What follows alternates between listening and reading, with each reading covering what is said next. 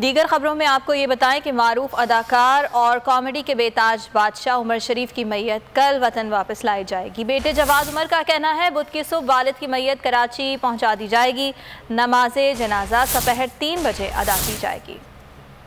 एहसास शख्सियत उमर शरीफ के दुनिया से रुखसत होने पर हर दिल गमजदा, हर आंख नम है। जर्मनी में गुज़िश्ता रोज उमर शरीफ की नमाज जनाजा अदा की गई। उनकी बेवा जरीन गजल अलहदा परवाज से आज वतन वापस आ रही हैं। बेटे जवाद शरीफ का कहना है कि बुध की सुबह वालिद की मैयत कराची पहुंचेगी। वतन वापसी पर उमर शरीफ की नमाज जनाजा बुध की दोपहर 3 बजे मौलाना बशीर फारूकी पढ़ाएंगे। तदफीन अब्दुल्ला शाह गाजी के मजार के अहाते में उमर शरीफ की ख्वाहिश के मुताबिक की जाएगी। मरहूम की कब्र की तैयारी शुरू कर दी गई है। जवाद उमर ने मीडिया से गुफ्तगू में हुकूमत समेत तमाम इदारों का शुक्रिया अदा किया और मद्दाहों से वालिद की मग़फ़िरत के लिए खास अपील की।